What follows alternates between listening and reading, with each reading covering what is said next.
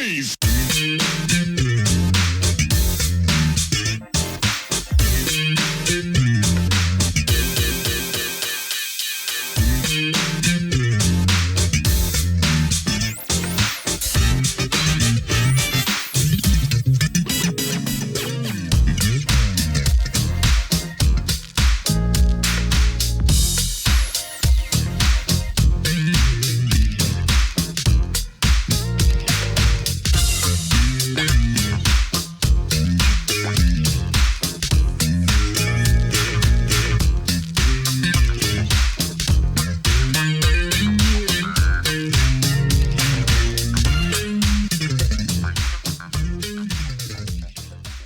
Welcome to another edition of Truth and Rhythm. This is the interview show that gets deep in the pocket with contemporary music's foremost masters of the groove.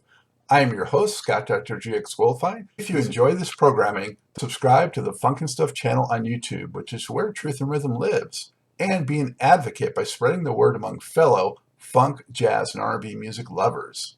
Join Truth and Rhythm's membership program through Patreon. You can also submit a direct donation to the cause anytime at funkandstuff.net. At that site, you can also purchase the book Everything's on the One, The First Guide of Funk.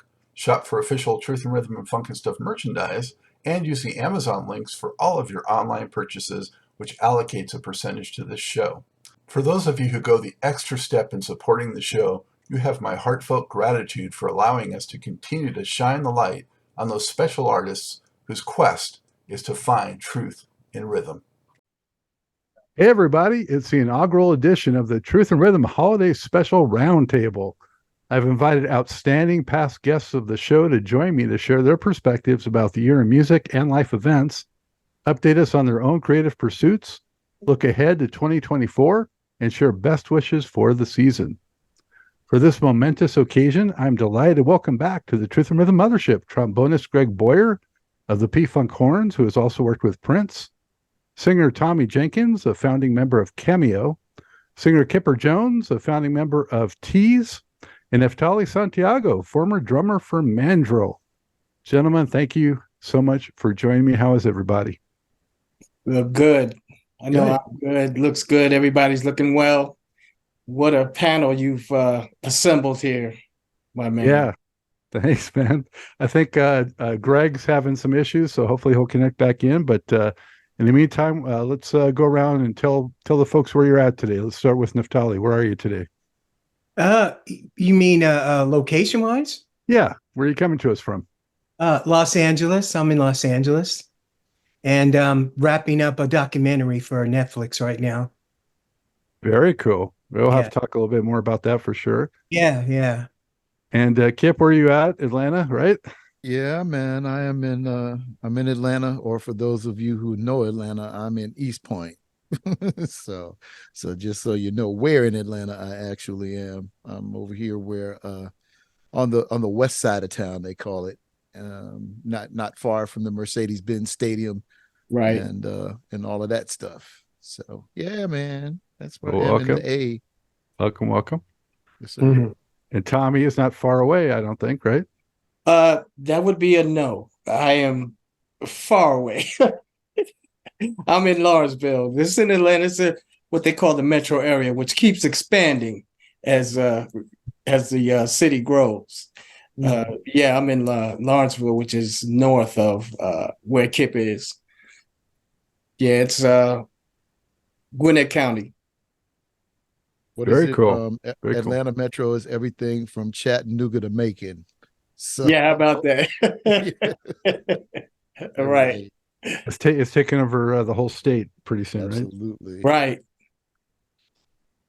Very cool. Well, guys, I'd like to first talk about new music, if any, that you had out during 2023, or if you're involved with some studio work during the year, and kind of, catch us up on that. So, let's go right back and start with Neftali. I know you've been working on a lot of things in 2023. Can you hook the folks to that a little bit?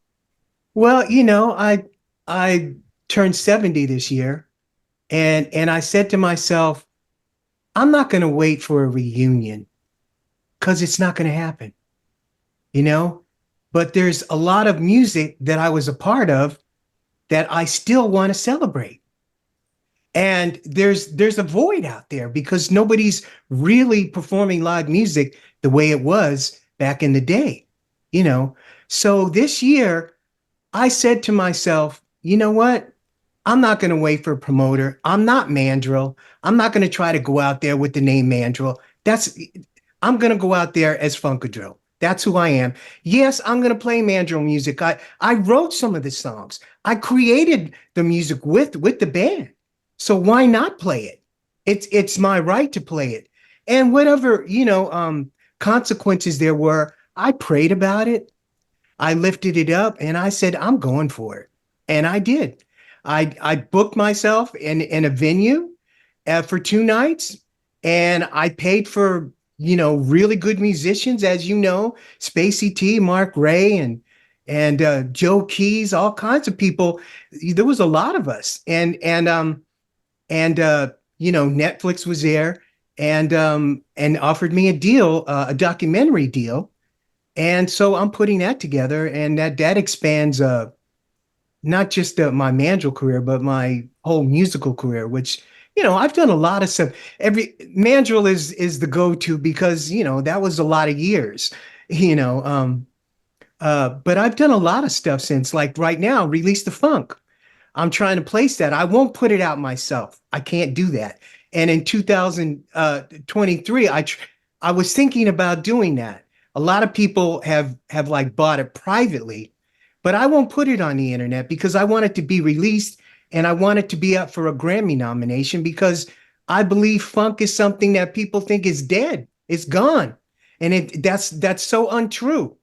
It's not only being played well today, but it's being created today. So that's what my 23 looked like and continues on into 24. Well, that's awesome, man. Congratulations on that. And you know how I feel about keeping that alive. So just gratitude. Great job. Yeah. Let's go to Tomi. I know you had a new record out a couple months ago, Soul Survivor. And how's that going? And what else can you tell us about the year of music for you? Yeah, the year, I was very happy with the way the album came out, Soul Survivor. Yeah, it's had some great producers on there. Lee Hurst, I'm sure Kip knows Lee. And another cat, Sante Valls, he produced along with myself the album. Took a couple of years to finally get it where it was where I felt it was ready for release. But I'm very happy with the way it turned out. It's one of the projects that I can say was really a personal kind of project. My writing was a lot more personal on this one. And the music that was created was kind of like perfect for what I wanted to say. And so far, it was independently released like all my other stuff, but I think it was well received. So far, so good. It's the single's out. I have yet to do a video, which I really plan on doing, but it's very interesting. I also wrote a book, a novel. Well, I'm a novelist. I wrote 3 books. This is my 3rd. Oh. And, it's called Find and Carry. It's on Amazon right now, but I'm in talks for a wider release with a major publishing company. But that's really where I've been thinking about this actually over the last couple of weeks about music and about how I really want to approach my solo or my personal music. It's good it's good if you're a musician and you're a singer or you're a writer, you're a creative in any kind of capacity, you got to do it no matter what, whether it's commercially available, whether or not you feel as if you want to release it. But in the musical milieu that it is now in this climate, it's difficult for legacy artists like us to think about, okay, streams and Spotify and all that nonsense. It's rigged in a whole different kind of way, So it's cool. if you want to, I think the money should go directly to us. If you got stuff, man, do it on CDs or a vinyl, or sell it so that you get the money directly, because the pennies that they're paying on Spotify and these other streaming services is criminal. Actually, it's ridiculous. So I'm planning on still doing music. If I release a video, I'm going to do that. But I really am focusing on my writing and my novels, and I'm writing a sequel now to my first book. So I've been really, really focusing on that. Another aspect of my journey this year is Nathan Lieutenant and I we're both former members of Cameo, actually original members, and we have a group now called the Word Up Story. And we've done some one show we did here in the ATL, and it was very well received. And we're talking to some promoters, some booking agents are very interested in this thing, because it really captures the essence of Cameo and where we came from, because you've got two original cats, you know what I mean, who were up front, who know the history, know how to bring it live with the energy that Cameo had. We're still young, I mean, relatively speaking, young at heart, but we still got the energy. And the video that we did, actually, it was recorded at the St. James here in Atlanta, and you can see that video online on YouTube. So if you just search the Word Up Story, you'll see it. And that was our first show. We had one rehearsal or a couple of rehearsals, but we plan on having another rehearsal coming up in a week. And we got some very exciting things happening for 2024. Very, very exciting. So I'm excited about that. I'm personally involved in my partner and I, he lives in LA. We have a film that we've been developing called, I think we talked about this, Scott, a couple of times. Osmosis. It's a story of a funk band, a fictional funk band. And that's been in development right now. We're shopping it, the different streaming services and things like that. We have script. It's really this 5 cats who grew up in Chicago, and we think anybody who's ever joined a funk band, because you've had the stories of Temptations and 5 Heartbeats and things like that, right? This was there. I don't think there's ever been a story told about a funk band, and how in the 70s, actually 70s, 80s, excuse me. And it really tells that story where all of our peers, Lakeside could function, Arcades, it could all be able to, they all relate to this. It's a very, very cool story. And I'm excited about going to the next level with that thing. So yeah, there's a lot going on, man. I'm looking really forward to this next year. It's going to be fun. Outstanding, man. Congratulations on all that, Tommy. And we'll talk more about 24 a little bit later, and remind folks too. Man, exciting stuff. And I can't wait to hear the soundtrack for that movie.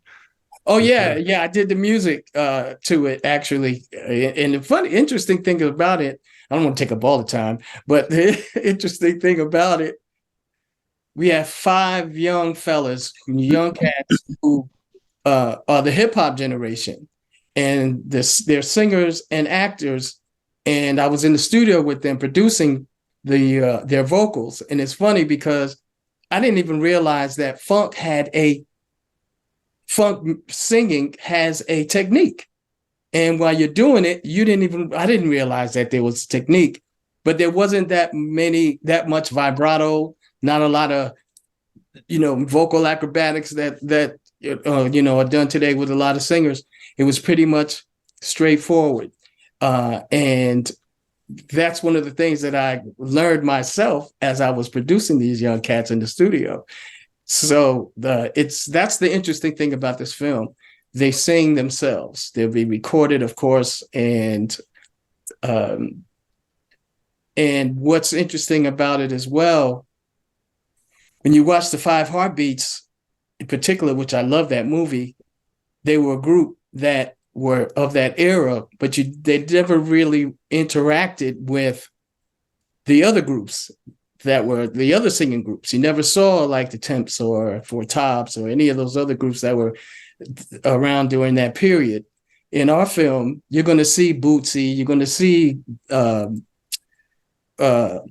and the Sunshine Band, you're going to see all these Ohio players and these different guys. They're going to be played by different stars, though. You're going to recognize them. The cats, the musicians, the singers, the band, they're unknowns. So they're just like pretty much everybody in the Five Heartbeats was pretty much until that film.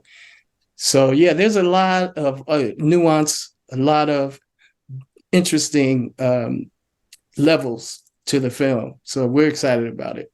Everybody that sees it, there was one point where we had the music and we had some videos that we filmed years ago that people were looking at the videos and they're on stage and they're singing. They got afros and the 70s gear and everything. And actually, there was a club in LA that wanted to book them because they thought they were a real band. So that's how real this is. So, okay, I'm done. Wow. I mean, Yep. you know, I still feel like I'm a groupie around you, Tommy. I got to. Oh man, please. I mean, especially when we start having these conversations, because it's like, dude, do you know who you are?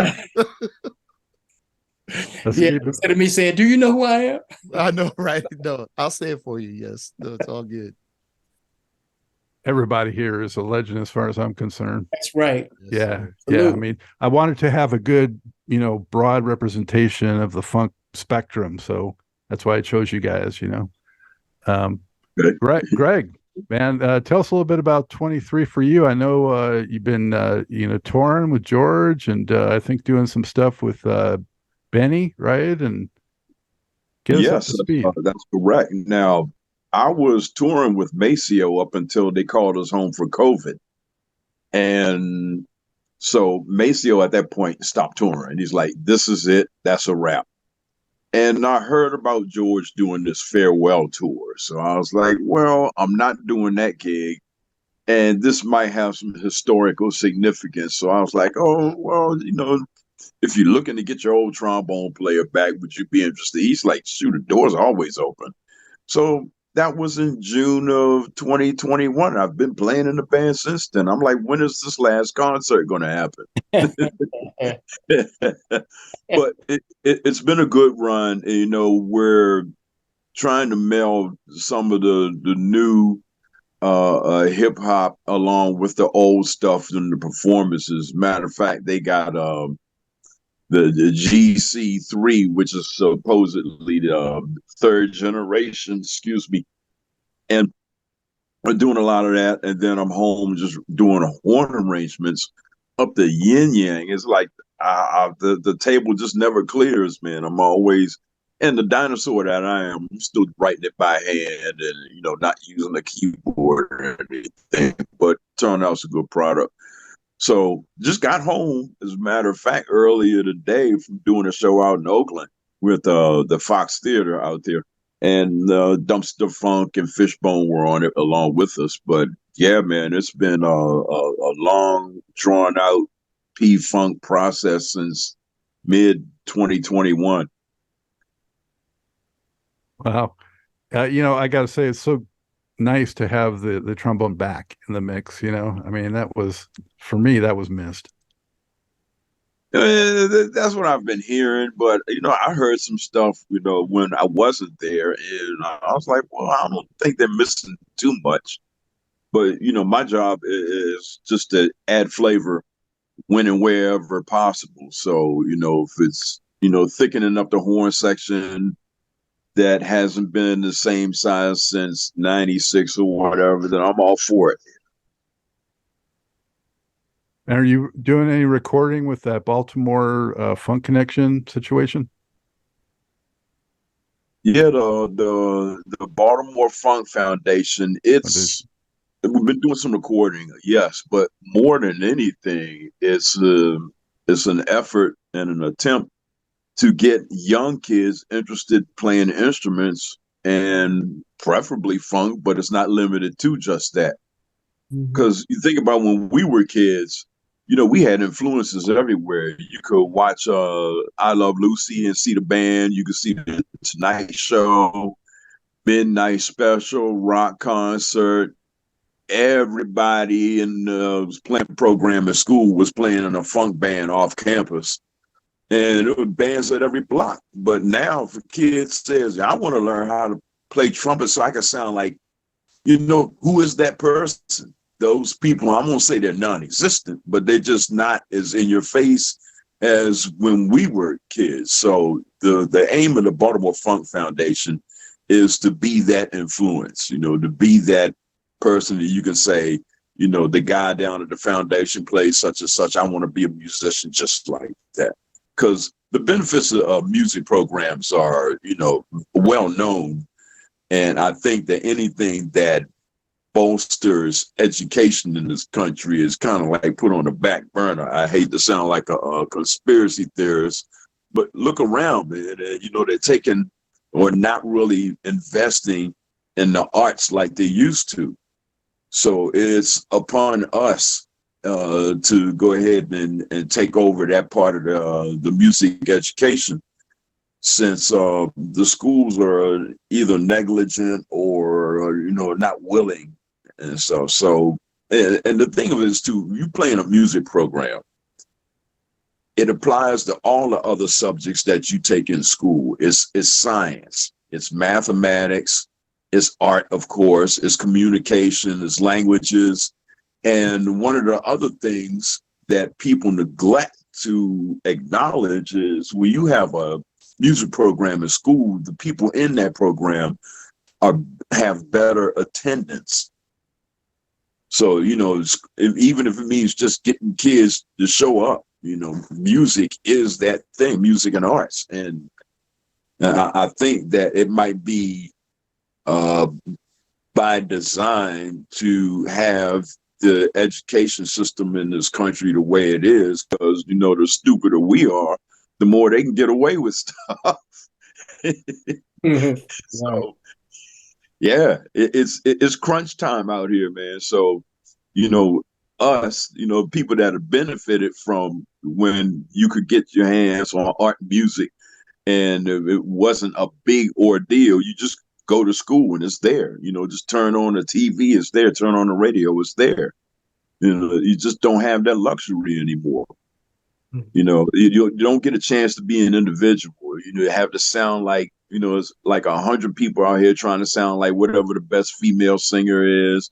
100 rappers all trying to sound the same. Nobody is putting their thumbprint on this, on any of this art. The creativity is, I'm feeling like it's kind of low. And I'm not saying it's not out there. You can find it, but you just have to look under a few more rocks than you used to back when we were kids.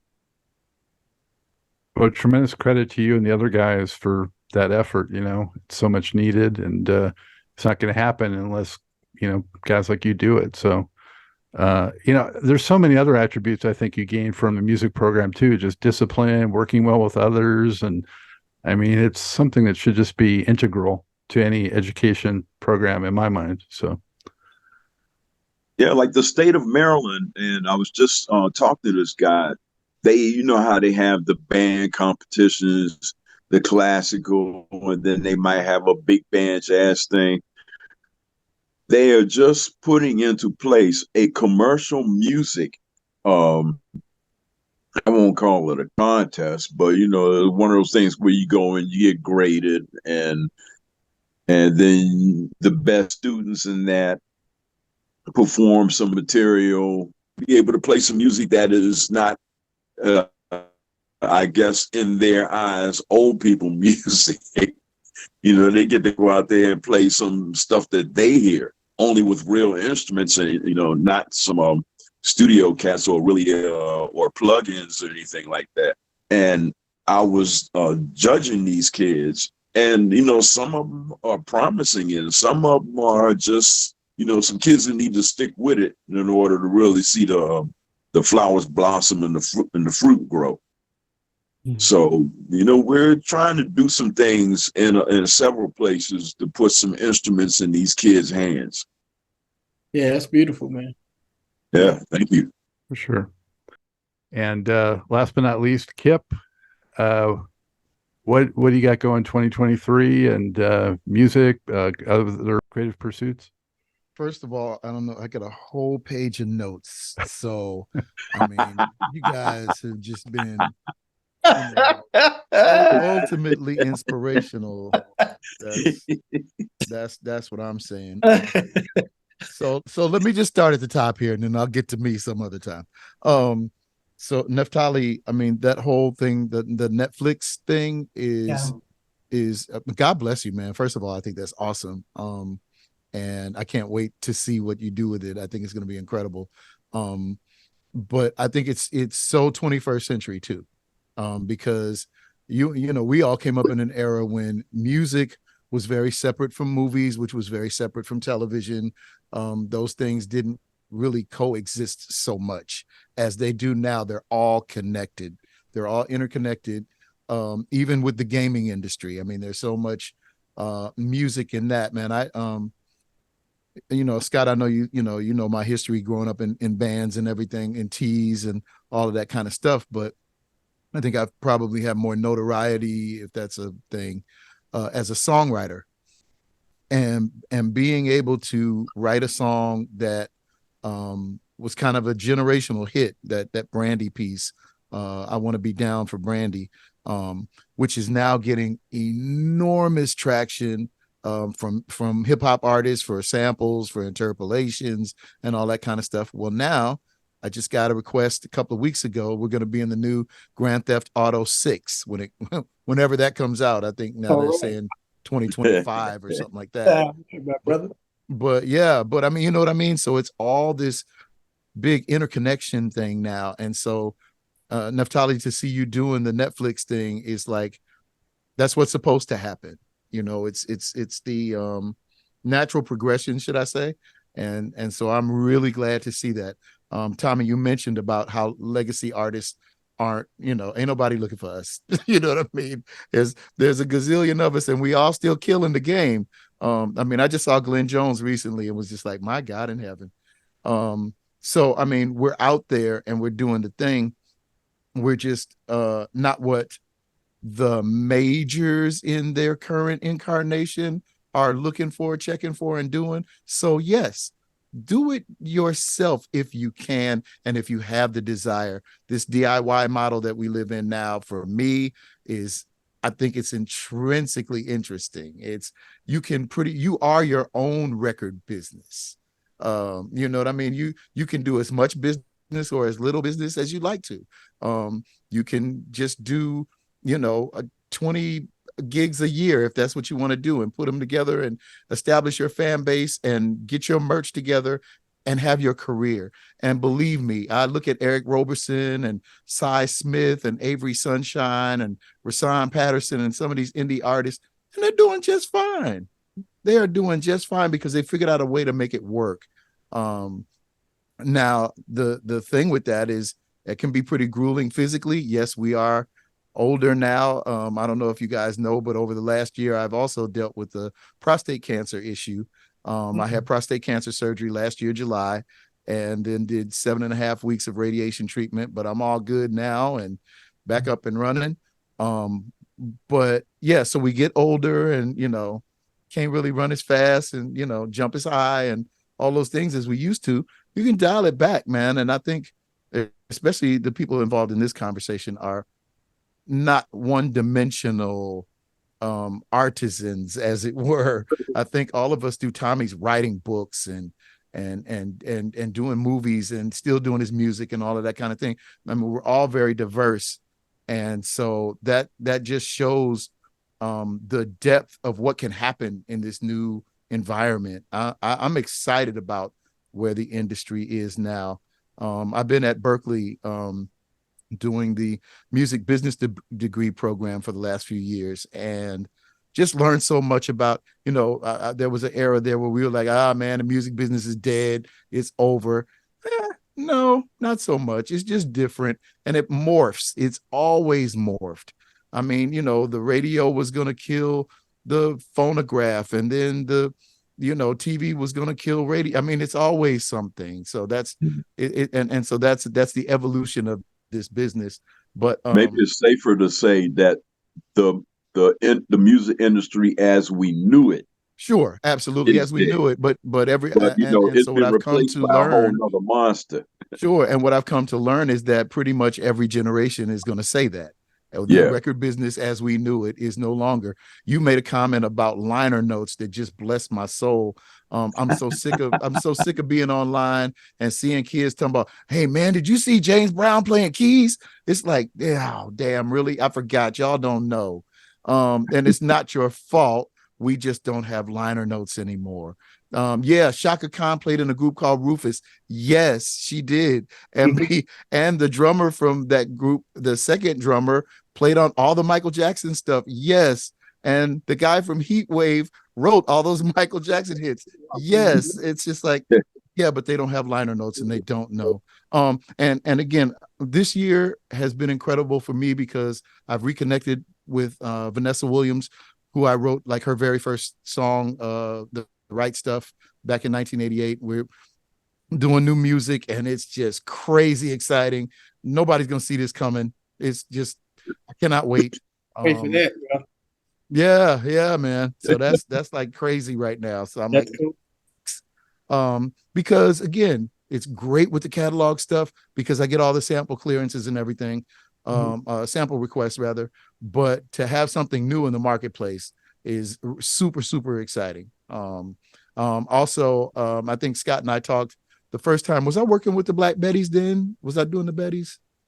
I'm not sure. I don't recall. Man, you work feel with the free Black Betties? Are you Oh, the Betties are that's my group, bruh.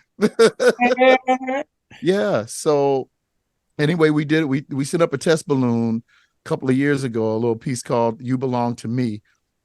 Well, crazy well received in the UK and all of that kind of stuff. So we're sending up another one into December. This joint we got called Private Party. It's more of a dance thing.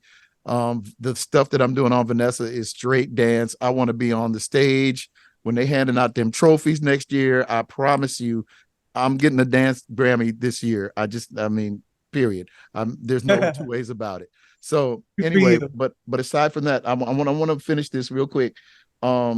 We and I think this was for Tomi because you talked about telling your story, the funk band musical or idea. I think that is incredible. There's always a story that the African proverb says that the story will always glorify the hunter until the lion tells his side. And so for you to be telling the story about your band, the bands, we never talked about bands. We've talked about doo-wop groups. We've talked about stand-up groups. Like you said, Five Heartbeats, Temptations. We've seen those movies. By the way, I had 2 songs in the Five Heartbeats, so I'm a little partial as a writer. Yeah, we have to tell that story because to your point, Greg, we got our music in school. I remember Mr. Hoskins handed me a brand new alto saxophone in the 8th grade, and the rest is history. It saved my life. I grew up in South Central Los Angeles. I know my life expectancy was 21, but because I was so engaged in the whole music thing, people were like, leave him alone. Don't mess with him. He's our guy. He's the one that's going to make it out. You know what I mean? And it happened like that. But had we not had music in schools, that's where I met Cornelius Mims and Derek and Thomas Organ and Rex Salas and Chucky Booker. We met in school. We had music in schools. Ronald Reagan's 1980s era budget cuts started the end of music in schools. And ever since, it's been on a downturn. We as a musical community and people who have been in this thing, it is up to us. Greg, God bless you, my friend, because you are doing God's work. Yeah. That's what we have to do. Yeah. You know, that is what we have to do. And I'm so grateful to see you do that. But yeah, man, doing this new Vanessa Williams record, I have a program that I do every year called Respect Yourself, the music of a movement. Since I moved to Atlanta, I was bitten by the social justice bug. I don't know whether it's walking the same streets as Dr. King and Dr. Lowry and those guys, but there's work to do. And people in our industry have been doing the work. The Curtis Mayfields, the Marvin Gayes, the Donny Hathaways, the staple singers. This presentation is, we won an award called the Communicators Award for Best Live Stream Event last year. And we'll be doing it again for Black History Month here in Atlanta and in Dallas, maybe LA, but we're still trying to work out the details. But it is a live performance which is dedicated to what I call the unsung hero of the civil rights movement, the music. And so I do that this for the same reason that Andre 3000 just released his new album, to lift the vibration. Our music is now our commercial music is now in a place where anything goes, anything can be said by anybody. But my whole thing is we are the only people who make music about killing each other.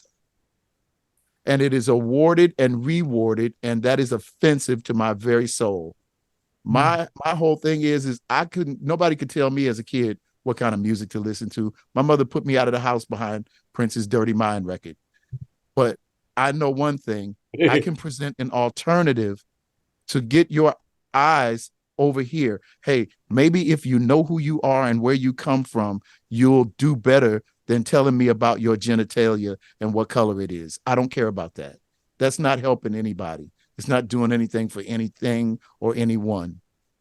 Yeah. But I think that's what's promoted.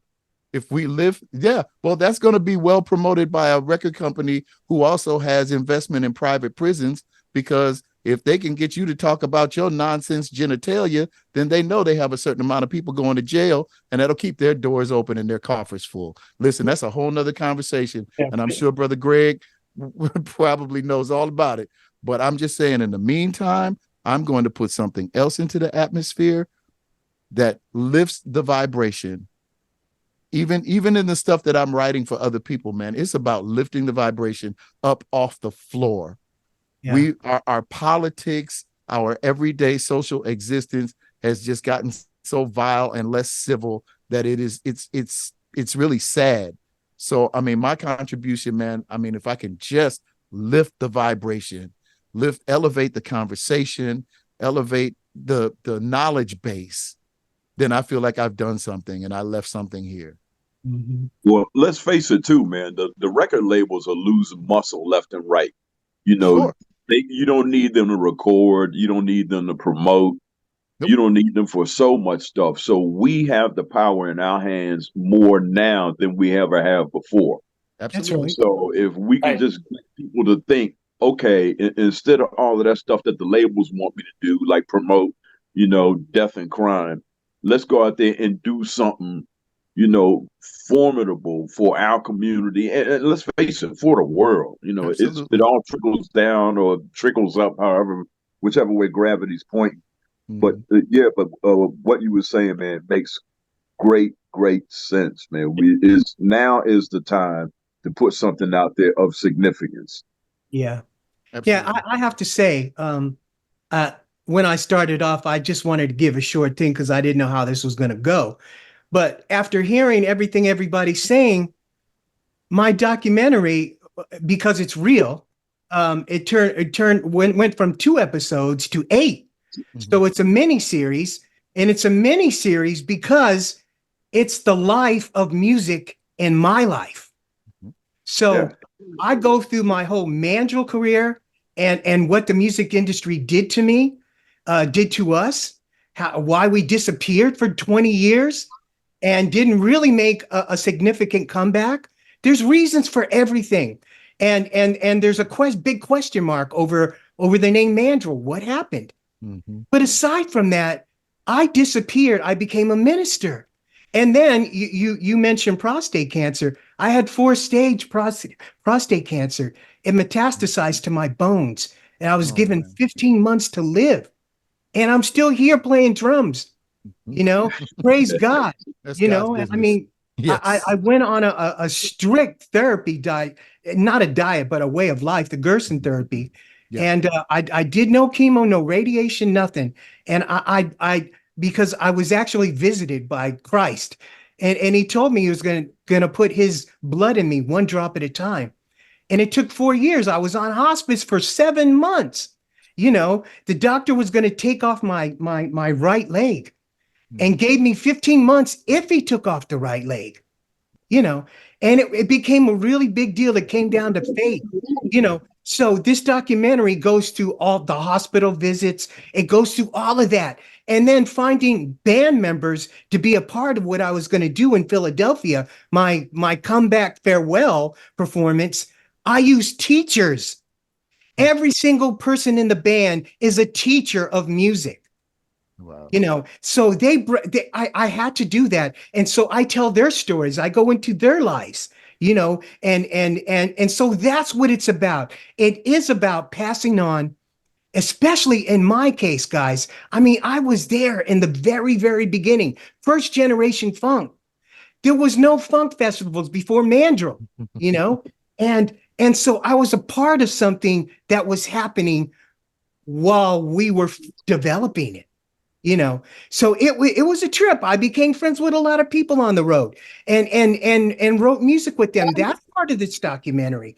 So this documentary really is about reality and what are we going to do with the children? What are we going to do with music today? Where are we going tomorrow? I know you want to talk about 24, and that's if we don't hit 24 hard on the ground running like now, I think we're going to have a problem because we're going to be talking about this going into 25.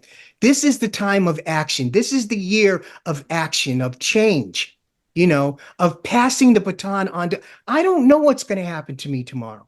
I know today I'm teaching a young one what I know so they can carry on. I don't want them to go to records and go, I think that's what he was playing. I think that's it. You can't really tell. You need a mentor that was actually there to pass on his knowledge to you, to these young, talented kids that all they need is mentoring. They don't need a record deal. They need mentoring. The record business is gone as far as I'm concerned. It is just as dark as it can get. I don't want any part of any of that. That's why I say I hold on to my music, just like you guys talked about Spotify. I won't do that. There's no reason to do that. And I know I get a lot of flack, but this Release the Funk album, I put it privately for sale. And it's $60. I'm sorry, but I put a lot of my blood into that CD. And when you hear it, it sounds like it's straight out of the 70s. It's well produced. Well done, and you don't even know that it's a new record, So I had to make my money back somehow. This is my way of doing it.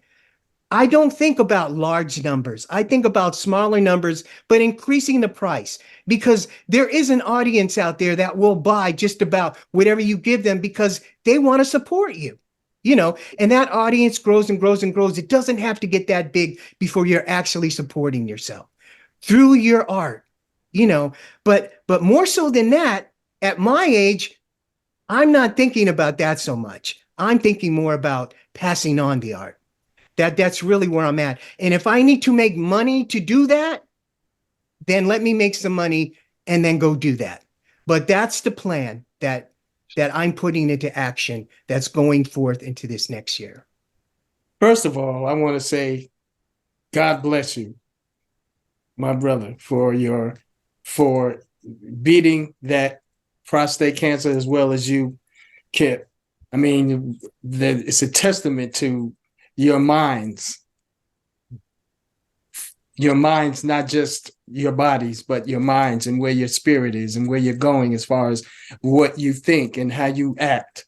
That plays a major part in healing and moving forward, man. It's just beautiful, man. I just want to say God bless both of you cats, because it's a thing that calls attention to Black men and their health.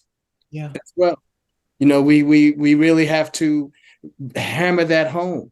We as men, period, don't want to go to the doctor, don't want to know what's going on. Don't, what's that little thing going on? Oh, I wait. No, man, you have to daily physicals, daily, yearly 6 months, go to the doctor, go get your physical, get checked out. You know what I mean? I did the same thing, man. Had a colonoscopy, first one, just earlier this year. Thank God nothing was there, but I did want to, but that was one of the things that, it's just procrastination. You got to do it. Just do it. And you'll find whatever the results are, just got to deal with it, man. We're all grown. We all have to face whatever it is that's in front of us, because we owe it to ourselves, to our families, to the people who love us, and that we're healthy, man. So yeah, that is something you can handle. Knowing about it is the whole thing, man. If you don't know, then you're asking for trouble. Exactly. And knowing about it then means, okay, well, if there's something there, then you can do something about it. Like Neftali said, his was stage 4, mine was stage 3, and it was like, we can do this surgery thing, or we can do this long drawn. I'm like, listen, I'm 60 plus years old, man. I'm not trying to have no babies. I'm okay with that. So let's do the surgery and move on.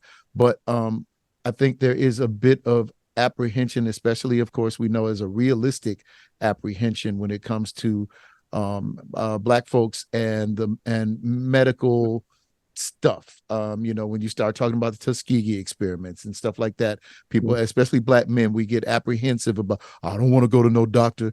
Well, listen, this is not 1963. God bless you. And I'm not saying it didn't happen. It did happen, and it was diabolical.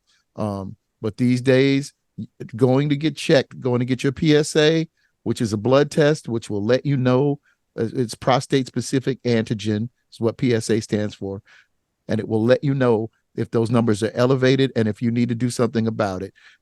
Simple as that, but you need to do it. And just like Tomi said, man, we have to do better. Our numbers as Black men in this country when it comes to prostate cancer are through the roof. Yeah. And they're ridiculously disparate from our Caucasian neighbors. They are not the same. We have a million reasons as to why. A lot of it is, yes, our diet, lack of exercise, which is another thing. We got to talk about fitness in terms of our wellness plan. We got to get up. You have to move this machine, or this machine will break down like any other car. So you have to move it. You got to tune it and all of those kinds of things. But we got to go to the doctor, man. And look around. We live here in Atlanta area, man. Fulton County does a wonderful job of testing, especially for prostate cancer for men, for breast cancer for women, and for high blood pressure and diabetes. My church, the Impact Church here in East Point, just did a biometric screening for free. It was like $300 worth of exams for diabetes, for high blood pressure, hypertension, PSA for men, all kinds of body mass. It was incredible. So, you can look around for those kinds of things if you don't have a doctor, if you're looking at this right now. A lot of us don't have health insurance. A lot of us that grew up in this business still to this day, I'm 60, almost 2 years old, and we still don't have health insurance. And it's a shame that it isn't afforded to us as a universal doctrine here in this country, the richest country in the world. But, that's what happens when you might be living off pretense. But anyway, in the meantime, check with your county health departments, wherever you may live. They too may do some of these free testings, free screenings, and stuff like that. But also look into Music Cares, which is the Grammy subsidiary that kind of does a lot of health stuff. They do dental work. For little or nothing. I mean, I've had my teeth done there before I had a dentist, before I had dental insurance. I mean, listen, take advantage of those kinds of things. But Music Cares for all of our musician friends who may need, some assistance in those areas. And they also have referrals and stuff too. Inbox me, Uncle Kipper at Gmail. Send me an email. I'll try to steer you in the right direction and give you some information, because it's real necessary, y'all. Super, super necessary. And thank you for saying that, Tomi. I appreciate that. That's a good 24 resolution for everybody watching, listening, to take care of themselves in the coming year and get yourself checked out for sure. We are what we eat. Yeah, that That's what part we too. are. Yep. So if you're sick, you got to take a look at what's been going inside of you, what's going on. Everybody thinks it's all genetic, but you could change everything around. What goes into your body is supposed to be edifying, and I've learned what's good and what's bad, and it's really not rocket science. Discipline. It's Sure. That's right. Right. discipline. So Amen. anybody out there, Amen. if anybody out there is still eating Thanksgiving leftovers, make sure you call your doctor in the morning. Please throw them Amen. out. Listen, that was Look at Thursday, your teeth. y'all. Everybody, look at your teeth. Look at your teeth. Do you have fangs? No. Your intestines are 20 feet long, not 5 feet long. Yes. We are not supposed to be eating meat like we are, if at all. Yeah. We're just conditioned to consume it.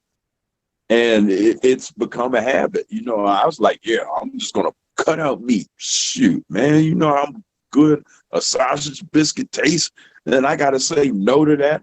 A bag of chips. We are what we eat. And we just have to have discipline to go ahead and put the right stuff in our bodies so that we ain't suffering from all of these things that, especially an American diet, Yeah, that's a large part that's of our true. problem. Yeah. The musician diet is the worst, being on the road, Come on, sir. trying to find something healthy and good to eat on the road. Yeah. No, it's It's Waffle all House. the bad A stuff. journey. All that bad stuff, but the instant version.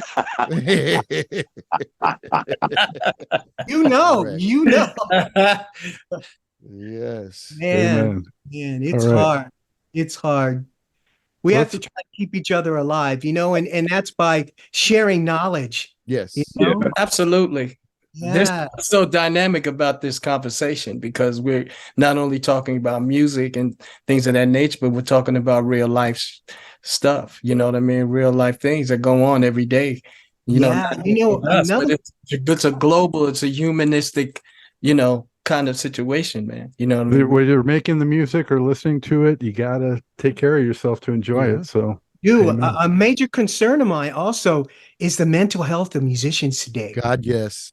It is really bad, especially for people my age that were famous, that aren't famous anymore. The changes that they've gone through, whether it be all kinds of addictions, all kinds, they're in trouble. They're in trouble. And young people today are looking at older people and trying to find some kind of template on how to be famous. And they're seeing some things they shouldn't be seeing. And that's not the way to get to where you need to be. You need to, I tell you, the mental state of our musicians is in trouble. We need to address that. There needs to be I don't know if there is, but there needs to be some kind of society set up to where there's a fund for musicians. I tell you, they got veterans, they got this, they got that. Musicians that are on a record should have some kind of fund set up for them that they could take advantage of it, like all these other funds that are available to a lot of people. You know how much money is made in the record industry? Come on, give me a break. We can put some money back into people that grew this industry, that didn't make a cent. Unfortunately, I don't think the industry itself, and I don't mean to cut you off, Neftali, but the industry itself is not that empathetic. They are not that caring. Not. They don't really care about that, because if they will sell music about murder and mayhem, they certainly don't give a shit about you going crazy in the meantime. However, and I don't mean to use that word lightly in either. I just mean that's the way that they look at it. But again, to your point though, Music Cares has a very large mental wellness component. If you guys tune into Music Cares, because they really address mental wellness, it is so imperative. And thank you for bringing that up. One of the things that I've noticed, of course, and I'm sure we all have, is this new school of fame anyway. It's never been important to be famous. That wasn't the thing. You did what you did because you loved it, and the fame came. But those people who seek out fame, especially now in this, and I'll say it, in this Kardashian school of being famous for being famous, that is the most dangerous drug available, because there is no substance to it. There's no grounding. You didn't get famous because you were good at anything. You didn't get, you know what I mean? You just got famous because you kept being seen or heard and talked about. And that's not the desired effect. Samuel Jackson says it best. Get good. Fame is residue. It happens. Get good at what you do. So it's about the craft. And I think for us, playing in garage rehearsals and, and just rehearse until we fell out and all of that kind of crap, just to play some dive bar for 30 people who were drunk and not listening anyway. It didn't matter because we were going to be the best we could at that performance. And I mean, that's what it was about for us, getting good. You just want to be great at what you do. That fame thing, please let that be a side effect. Don't let that be the desired effect. Right. It just happens. It just happens. And treat it as though it just happens. Maya Angelou says, don't pick it up and don't put it down. When someone says something great about you, oh, you're just the most wonderful thing we've ever seen. Thank you. Don't pick that up. Yeah. Don't pick that up. And when somebody says, you know what, we came out here tonight and y'all were shit. This was the worst money we've ever spent.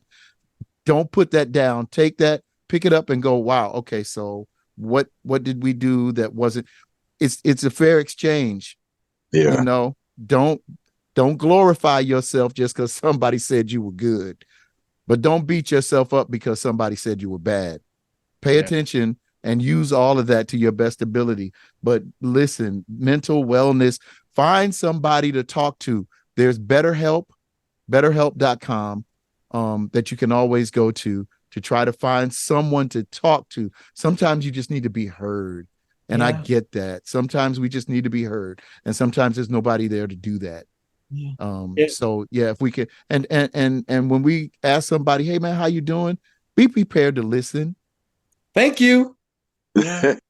Because you know what it is too, man, and especially with men in society, we're told, suck it up. Yeah, that's bullshit. I mean, don't talk to anybody, keep it to yourself, figure out a way or something. Mm-hmm. We don't talk as much as we should to someone else, especially someone, that's professionally trained to handle such a conversation. Sure. We ended up keeping all of that stuff in until we start cracking and bursting at the seams. Yeah. And then we wonder why we run around like we're cuckoo for Cocoa Puffs. That's why, because, society says, no, you don't do that. That's for, you're weak. You're a softie. Especially black male machismo. Right. Boy, and when somebody says, when somebody asks you how you're doing, are you prepared to really know, or is that just something you're saying? Because I will ask you too. I mean, are you really asking me that? Or are you just shooting shit? Right. Because I got time. Yeah. Right. Yeah. It is. Well, it's nice talking to you guys, Oh, man. Absolutely. Hey, thank you, good Scott. stuff. This was great. Important. I think it's important. Thank you, Scott, for bringing us together. Yeah. Oh man, my pleasure. Yeah, we should all, not just let this sit on the table, man. We need to actually, stay in touch with it. I think everybody knows everybody, so right. we have all the contacts and all that stuff. Yeah. So let's check in with everybody. I'm a minister of the gospel. I'm not hard to find at all. So, it's good to open yourselves up to people that might be in tune with this broadcast, that might be going through something. Yeah. It might be spiritual. It might be something else. It might be just going through, I'm stuck musically, those walls that we all get into, that the creativity, the juices just stop for a minute. How do you get them flowing again?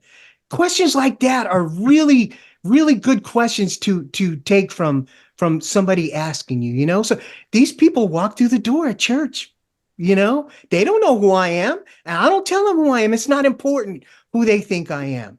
It's who I'm representing, and they leave feeling better, because it's just, perspective.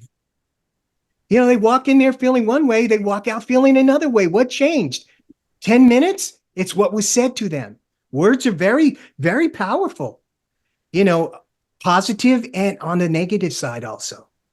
There's much more to this great Truth and Rhythm interview. Just continue on to the next part of the episode. Also, be sure to subscribe to this channel. If you've already done so, please share it with friends. And become a member by joining Truth and Rhythm on Patreon or consider donating at funkinstuff.net. Thank you very much.